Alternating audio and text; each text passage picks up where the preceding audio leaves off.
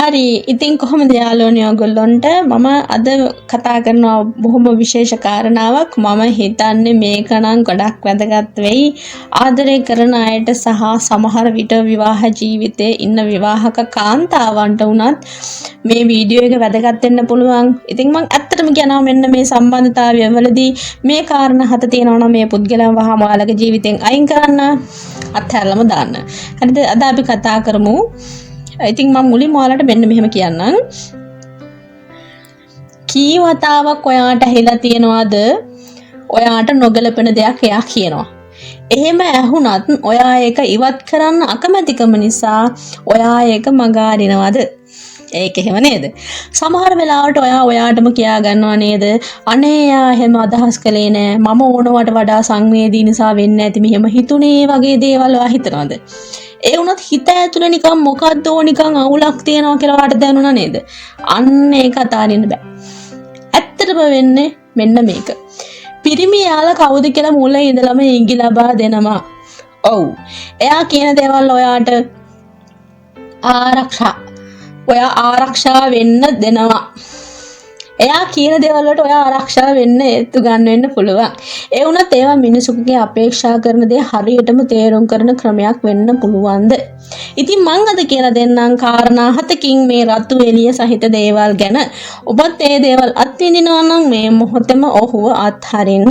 ඉතින් අපි පටන් ගමු. පළවෙනි කාරණාව මම ඔයාට කැමති නමුත් හරි ඉතින් මේ නමුත් කියන දේත් එක්ක මොනවා කිව්වත් ඒක ඇත්තටම වැදගත් නෑ.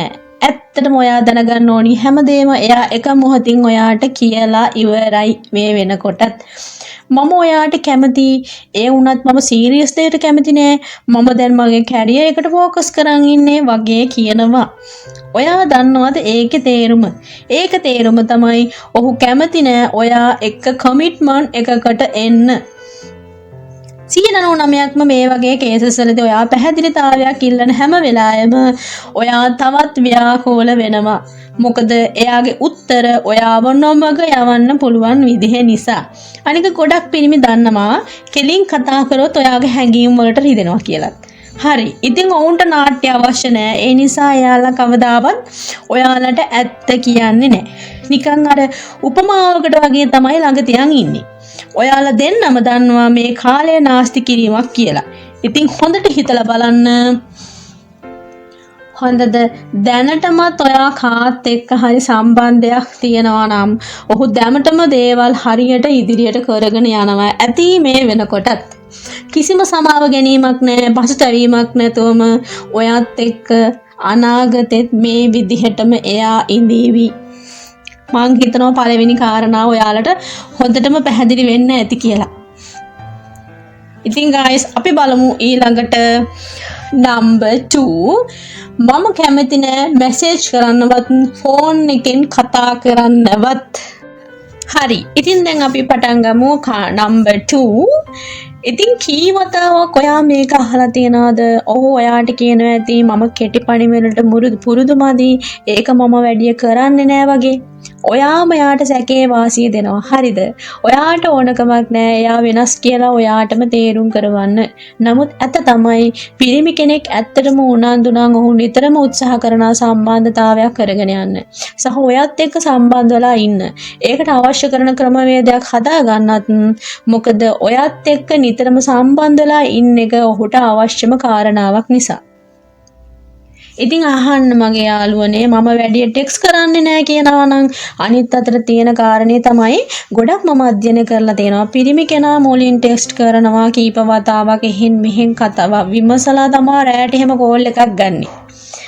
මොකද මෙතනදී ඔයා තේරුම් ගන්න ඕනේ ඔයා මේක අහන්න අකමැති වුණත් මට මෙතන ඒක කියන්න වෙනවා. මුලින්ම ඔහු කෙටි පණිවිඩයක් එවිය යුතුයි කියලා හිතන කාන්තාව කොච්චර ඉන්නවද ගෑනු ළමයි කොච්චර ඉන්නවද? එහෙම නේද? ඒ පිරිමි අයත් අත තියන්න අවශ්‍යම නැති ගෑනු කෙනෙක් ඉන්නවා. කිසිම පැකිලීමක් නැතුව කෝල් කරනවා මැසේජ් කරනවා. මොකද ඔහු උනන්දු නිසා. නමුත් මෙතනදී ඔයා බලාගෙන ඉන්න කෙනා වෙන්න එපා. ඒ කියන්නේ හැම වෙලෙම පිරිමි කෙනාට සම්බන්ධතාවය අවශ්‍ය නම් මුලින්ම ඔහු ටෙක්ස්ට් කරනවා ඔහු කෝල් කරනවා. කියන්නේ එයා මැසේජ් කරනවා එයා ඔයාට කෝල් කරනවා. එහෙම නැතුව ඔයාම කෝල් කර ඔයාම මැසේජ් කර ඔයා පස්සෙන් යනවා නම් ඒක කාරණාව එතනදිම ඔයාගේ ප්‍රශ්නේ තියෙනවා සම්බන්ධතාවයේදී. එහෙම මම මේ කියන දෙවනි කාරණාවත් ඔයාට තියෙනවා නම් ඒ කෙනා ඔයාට මේ විදිහට කියනවා නම් කරනවා නම් මතක තියාගන්න මේ කාරණාවත් ඒ සම්බන්ධතාවයේ විදිලා යන තැන තියෙන්නේ කියන එක. හොඳයි අපි විඳ බලමු තුන්වෙනි කාරණාව. තුන්වෙනි කාරණාව තමයි මට කවදාවත් ඔයා වගේ කෙනෙක් මුණ ගැහිලා නැහැ. පටන් ගමු තුන්වෙනි කාරණාව. ඉතින් මට කවදාවත් ඔයා වගේ කෙනෙක් මුණ ගැහිලා නැහැ. නිකන් මතු පිටින් බලද්දි නිකන් සරල කතාවක් වගේ නේද? ඔයා අනිත් කාන්තාවට වඩා වෙනස් කෙනෙක්ද? නමුත් මේ පතුලේ තියෙන ගැටලුව තමයි එයා ඔයාට මේක කියන්නේ සම්බන්ධතාවයෙන් සති කීපයකට හරි කීපවරක් මුණ ගැහුනට පස්සේ නම් ඒ කතාව ඇත්තක් නෙමෙයි. ඕකේ ගර්ල්ස්, ඉතින් මම ඔයාට පොරොන්දු වෙනවා එයා ඔයාව තවමත් හරියට දන්නේවත් නැහැ. ඒක සම්භාව්‍ය ලකුණක් ආදරේ. ඉතින් මේ බෝම්බේ හෙලන්න කලින් එයා ඔයාට කලින්ම තේරුම් කරනවා තෝරා ගැනීමේ අරුම පුදුම අද්විතීය බව. ඉතින් නමුත් යථාර්ථයේදී සිතේ ආවේගයෙන් සමීප බව අවදානම ඉක්මන් කරන උපාය මාර්ගයක් ඉතින් එයා නිර්මාණය කරනවා. ඔහු කවුද කියලා දැනගන්න කලින් ඔබේ හිතේ චිත්ත වේගීව ආයෝජනය කරන්න උත්සාහ කරනවා. ඉතින් ඊළඟ වතාවේ කෙනෙක් ඔයාට ඔයා අනිත් අයට වඩා වෙනස් කියලා කියන්න කලින් ඔයා හිතන්න කොහොමද මෙච්චර ටික කාලයකින් දැනගන්නේ මම මේ වගේ කියලා. මොකද ඇත්තම බැඳීමක් හිමිහිට කාලයත් එක්ක තමයි මේ දේවල් කෙනෙක් තේරුම් ගන්නේ. දෙන්නෙක් එකතු වෙලා සමීපව ආශ්‍රය කරලා දෙන්නගේ ගනුදෙනු කරගත්තට පස්සේ අදහස් හුවමාරු කරගත්තට පස්සේ චරිත ස්වභාවයන් දැනුගත්තට පස්සේ තමයි ඒ දෙන්නා කොහොමද කියලා අඳුනගන්නේ. නමුත් මුණ ගැහිලා ටික කාලයක් ඇතුළත ඔහු කියනවා නම් මට කවදාවත් ඔයා වගේ කෙනෙක් මුණ ගැහිලා නැහැ කියලා. එතනදී ලොකු බැරෑරුම් ප්‍රශ්නයක් තියෙනවා ඔහුගේ සිතුවිලි වල.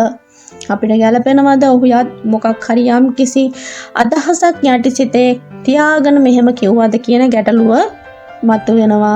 තුන්වෙනි කාරණාව ඔන්න ඔය විදිහයි. ඉතින් යාළුවනේ අපි බලමු ඊළඟ කාරණාව මොකක්ද කියලා. ඉතින් යාළුවනේ මම තව දෙයක් කියන්න ඕනි. ඉතින් මේ බොරු සම්බන්ධතාවයකට ඔයා අහු වෙන්න කලින් මම තව කියලා දෙන්නම් මේ මික්ස් සිග්නල් ගැන ඔයාගේ කාලය කන විදිහ තව වීඩියෝ එකකින්. හරි දැන් අපි බලමු හතරවෙනි කාරණාව. මට කවදාවත් සෞඛ්‍ය සම්පන්න සම්බන්ධතාවයක් තිබුණේ නැහැ. So girls, මේක මුලින්ම තේරෙනවා හොඳ අවංක වගකීම් සහිත කතාවක් වගේ. ඉතින් ඕකේ ඔයා හිතනවා දැන් එයා වෙනස් කියලා. නමුත් මගේ සමහර අත්දැකීම් අනුව මම කියන්නේ මේක රත්තු එලියක්. මතක තියාගන්න මට කවදාවත් හොඳ සම්බන්ධතාවයක් තිබිලා නැහැ. ඒකට හේතුව ඔහු වෙන්නත් පුළුවන්. මේක සියුම් අනතුරු ඇඟීමක් වෙනවා. මොකද ඔහුට මීට කලින් අවස්ථාවක් තියෙන නැතුව ඇති ඉමෝෂනල් අත්දැකීමක් නැතුව ඇති බැඳීමකදී ඉන්න ඕන කොහොමද කියලා තේරුම් ගන්න. කියලා එයා ඔයාගේ හිතට බලෙන් දන්වනවා. මට නිතරම ගෑනු ළමයි හෝ කාන්තාවන් සමග අවාසනාවන්තකමක් තිබුණා වගේ දේවල් ඔයාට කියයි. ඒක නිකන් හිතෙන්නේ කලින් සම්බන්ධතාවවලදී එයා තමයි විඳිච්ච විදිහට. ඉතින් එයාගේ අතීතයෙන් එයා ඉගෙනගෙනත් නැත්තම් ඔයා එක්ක දේවල් වෙනස් වෙයි කියලා ඔයා හිතන්නේ ඇයි? එයාට කලින් සම්බන්ධතාවයක් තිබුණේ නෑ. එයා කාන්තාව ගැන දන්නේ නෑ. මුකුත් මට තේරෙන්නේ නෑ කියලා එහෙම හිතන් ඉන්න පුද්ගලයා ඔයාගේ හිතට බලෙන් ඒ අදහස ඇතුල් කරන්න උත්සාහ කරලා එයාගේ වටපිටාව එයා හදා ගන්නවා. එයාට අවශ්‍ය විදිහට එයා කාන්තාවන් දන්නේ නෑ කියන තැන ඉඳලා මෙන්න මේ කාරණාව මං අනිත් කියපු හැම කාරණයකටම ටිකක් වෙනස් කාරණාවක්. මොකද මේක කොච්චර කාලයක් ගියත් සමහර වෙලාවට විවාහ වෙලා ඉන්න කාන්තාවරුන්වත් නොතේරෙන්න පුළුවන් කාරණාවක්. නවාගේ ස්වාම පුරුෂයා මේ වගේ කියලා වුණත් සමහර වෙලාවට ඇත්තටම අපිට තේරෙන්නේ ආදරය කරනකොට සමහර ගෑනු ළමයින්ට තමන්ගේ පිරිමි ළමයා තමන්ගේ බෝයි මේ වගේ කියලා තමන්ගේ බෝයි ෆ්‍රෙන්ඩ් ගැන ඒ ගෑනු ළමයාට හොඟ කාලයක් යනකම් මේ කාරණාව තේරෙන්නේ නැතුව යන්න පුළුවන්. අනිත් මං කියපු කාරණා තුනද තේරුණත් මේ කාරණාව ටිකක් තේරුම් ගන්න අමාරුයි. මොකද එයාට කිසිම සම්බන්ධතාවයක් තිබුණේ නැහැ කියලා එයා ඔයාට ඒත්තු ගන්නවලා එයා ඒ තුලින් උත්සාහ කරනවා ඔයාව නොමග යවන්න.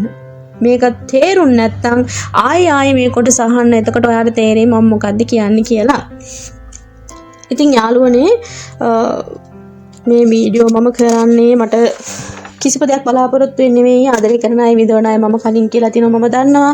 ඉතින් මොන හරි දෙයක් ඔයාලා ඉගෙන ගන්න ඕනි නිසායි මම මේ විදිහට මේ වීඩියෝස් කරන්නේ. හරි. ඉතින් අපි වැඩි කතා නැතුව බලමු පස්වෙනි කාරණාව. පස්වෙනි කාරණාව තමයි බොහෝ කාන්තාවන් මේ වගේ ඒ වගේ කියලා මෙහෙම කියනවා නම් හරි කොයි වෙලේ හරි එයා කියනවා නම් කාන්තාවන් ගොඩක් වෙලාවට භෞතිකවාදී ආත්මාර්ථකාමී ඕනවට වඩා හැඟීම් බරයි කියලා මම නම් කියන්නේ හොඳින් ලං වෙලා අවධානය දෙන්න කියලා මේ කාරණාවට මේ මූලිකම වටිනාකමකට ගන්න. මොකද ඊළඟ දවසේ ඔහු මේ වගේ ඍණාත්මක දේවල් කාන්තාවන් ගැන හිතාගෙන ඉන්නවා කියලා ඔයා දැනගත්තම ඔයාගේ හැසිරීම කොහොම වෙයිද? ඔයා ඇත්තටම හිතනවාද මේ වගේ විශ්වාසයෙන් ඔයාගේ පැත්තට කැරකෙන්නේ නැති වෙයි කියලා? ඔයාට මුලදී එහෙම පේන්නේ නැති වුණත් එක මොහොතකට ඒක ඔයාට පෙනේ. මං කියන්නේ එක හින්ට් එකක් හරි ඔහුගේ හැසිරීම තුළ නිරන්තරයෙන්ම මේ වගේ දේවල් තියෙද්දි එයා ඔයාටත් ඒ විදිහටම සලකනවා අනිත් අයට වගේ. විශ්වාස කරනවද? එයා අනිත් අය විනිශ්චය කරන විදිහටම ඔයාවත් විනිශ්චය කරනවා. ඒ ජජ්මන්ට් එක තියෙනවා. ඒකයි මම කියන්නේ මේ වගේ ඍණ අදහස් ඇති පිරිමි විශ්වාස කරන්න එපා කියලා. අන්තිමේදී ඔයාට හොඳ කෙනෙක් මුණ ගැහුනම ඔයාගේ මේ නරක ව්‍යාපෘතිය ඔහු මතින් යවනවා. ඔන්න ඔහොම වුණාම තමයි ඔයා හොඳ සම්බන්ධතාවයක් වුණත් විනාශ කරගන්නේ. ඊට පස්සේ ඔයත් හැමෝම දිහා ඒ වගේ නරක විදිහට බලන්න ගන්නවා. හුඟක් වෙලාවට ඔයගොල්ලෝ දැකලා ඇති පළවෙනි සම්බන්ධතාවයේදී එයා හොඳ නෑ කියලා අතෑරලා ගෑනු කෙනෙක් ළමෙක් වෙන පිරිමි ළමයෙක් එක්ක යාළුවාට පස්සේ ඔහු හොඳ වුණත් සමහරලාට ඒ ගෑනු ළමයාට ඔහුත් හොඳ නෑ කියලා හිතාගෙන ඔහුගෙන් අයින් වෙනවා. ගොඩක් වෙලාවට මේ කාරණාවට හේතුව අර පළවෙනි පුද්ගලයාගෙන් ඇය ලැබපු අත්දැකීම් මත තමයි දෙවෙනි පුද්ගලයා දිහාත් බලන්නේ. එතකොට ඇත්තටම එයා හොඳ වුණත් අර වැරදි කෝණයෙන් තමයි ඔහු දිහා බලන්නේ. ඒකයි කියන්නේ සම්බන්ධතාවයක් පටන් ගන්නකොටම මුලදිම තේරෙනවා නම් මේ පුද්ගලයා මේ වගේ කියලා ටික කාලයක් යද්දි හරි තේරෙනවා නම් ඔහුගෙන් ඉක්මනට මිවත් වෙන්න අනාගතයේදී ඔයාට හොඳ සම්බන්ධතාවයක් ඇති වුණත් ඒ සම්බන්ධතාවය ඉදිරියට කරගෙන යන්න බැරි ප්‍රශ්නයක් ඇති වෙනවා මේ වගේ අවස්ථාවන් වලට මුහුණ දුන්නොත්. මේ ගොඩක් වෙලාවට මේ තත්ත්වයේ ඉන්නේ විවාහක කාන්තාවක් නම් ඇත්තටම කරන්න දෙයක් නැහෙනේ. හැබැයි විවාහයෙන් ඒ දෙන්න අයින් වෙන්න බලාපොරොත්තු වෙමින් ඉන්නවා නම් මේ වගේ අයගෙන් අයින් වෙලා තනිකර ජීවිතයක් ගත කරන මම විවාහය සාමාන්‍යයෙන් බෞද්ධ දර්ශනයට අනුව විවාහක කාන්තාවක් තව ස්වාම පුරුෂයාගෙන් වෙන් වෙන එක අනුමත කරන්නේ නැහැ. ඒක වෙනම කතාවක්. හැබැයි දැනටමත් ඩිවෝස් කේස් දාලා ඒ වගේ අයගෙන් අයින් වෙන්න හිතාගෙන ඉන්නවා නම් ඒ ගත්තේ ලොකු තීරණයක්. මම කියන්නේ විවාහයකට යන්න කලින් බොහොම වැදගත් වෙනවා තමන්ගේ ජීවන සහකාරය තෝරගන්න. ගෑනු ළමයෙකුට නම් මේ වීඩියෝ එක අහගෙන ඉන්නේ. ඉතින් මං ඉල්ලීම් කරනවා මෙන්න මේ කාරණා තියෙන පුද්ගලයන්ගෙන් අයින් වෙන්න. මොකද ඔයාලා කවදා හරි දවසක විවාහ වුණාට පස්සේ මේ දේවල් ටර්නින් පොයින්ට් එකක් වෙනවා. ඔයාලට ආයෙ හැරෙන්න බෑ. අන්න ඒකයි මම කියන්නේ. හරි. ඉතින් මම ඒ විදිහට තමයි පස්වෙනි කාරණාව ඔයාලට කියන්නේ. අපි දැන් ඊළඟට බලමු 6 වෙනි කාරණාව. ඔයා පරිපූර්ණ වෙයි ඔයා මෙහෙම කළොත්. හොඳයි. ඉතින් 6 වෙනි කාරණාව විදිහට මම කියන්නේ ඔයා පරිපූර්ණ වෙයි ඔයා එහෙම කළොත්. ඔව්. හරි. මේකත් නරකම දෙයක් මම දන්නවා ඒක. අහන්න අපහසු පළදු කාරණාවක් තමයි. නමුත් පිරිමියෙක් කියනවා නම් ඔයා පරිපූර්ණ වෙයි ඔයා එහෙම කළොත් කියලා ඔයා පොඩ්ඩක් බර අඩු කරගන්න. ඔයා හෙයර් ස්ටයිල් එක පොඩ්ඩක් වෙනස් කරන්න. ඔයා වෙනස් විදිහට යන්න හොඳයි. ඔයා මෙයා ආශ්‍රය කරන්න එපා. ඔයා යාව ආශ්‍රය කරන්න එපා. ඔයා මේ විදිහට ඉන්න. ඔයා එහෙම ඉන්නේ කියලා ඔහු ඵලදායී ප්‍රතිපෝෂණ ලබා දෙනවා වෙනුවට අනාරක්ෂිත භවයේ බීජ වපුරනවා. ඔයා කවුරු වගේද වෙන්න ඕනේ කියලා ඔයා විශ්වාස කරනකම් මේ ගැටලුවේ ඔයා හිර වෙලා ඉඳීවි. ඔයාගේ වටිනාකම ඔයාම නැති කරගන්නේ මෙන්න මේ විදිහට. ඔයා කෙනෙකුට ආදරය කරනවා නම් ඔයා විදිහට ඉන්න ඕනි. ඔයා ඉන්න විදිහට ඔයාගේ විදිහට එයා ගරු කරන්න ඕනි. ඉතින් ඔයා හරි විදිහේ කෙනෙක් නම් ඔයාව වෙන කෙනෙකුට ඕන විදිහට හදන්නේ මොකටදනේ?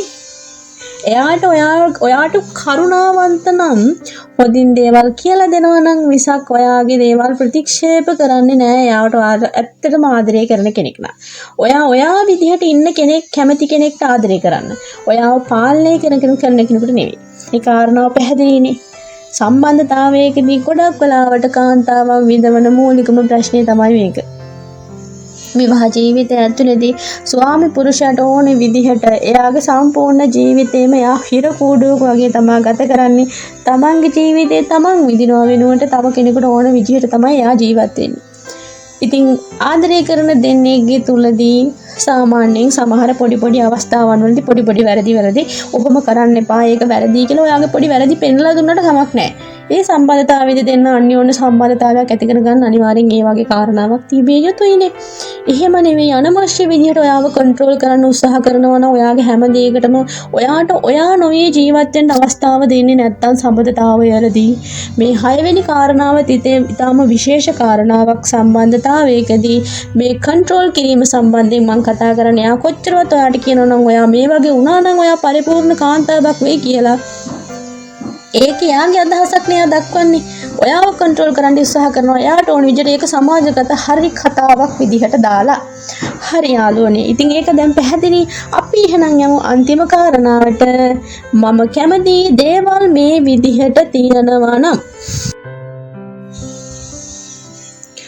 ඉතින් ඔයා පිරිමි කෙනෙක් එක්ක සම්බන්ධතාවයක් පටන් අරගෙන ඉහළ මට්ටමට යන්න උත්සාහ කරනකොට ඔහු කියනවා නම් මම කැමති දේවල් මේ විදිහට තියෙනවා නම් කියලා ඔහු එහෙම කියන්නේම අනිවාර්යෙන් මේ සම්බන්ධතාවය තුළදී ඔහු වැඩි යමක් ලබා ගන්න උත්සාහ කරන නිසා. ඔහු දෙයට වඩා සමහර විට ඔහු මේ බැඳීම තුළදී සියලුම වාසි අරගනි එකඟතාවයත් සමග. විශේෂයෙන් ඔයාගේ කාලය, ඔයාගේ ශක්තිය, ඔයාගේ හැඟීම් බර සපෝට් එක නමුත් කිසිම එකඟතාවයක් නැහැ. සමහර විට මේ විට දේවල් තියාගෙන ඉන්නේ ඔහුට වගකීමක් ගන්න ඕන නැති නිසා වෙන්න පුළුවන්.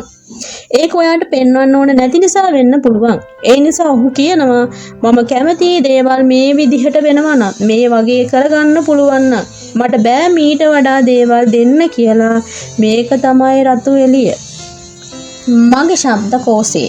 ඒ මොකද කියනවා නම් ඔහු පෙන්වනවා විතරයි මම මේ බැඳීමට ගොඩාක් කැප වෙලා ඉන්නේ කියලා.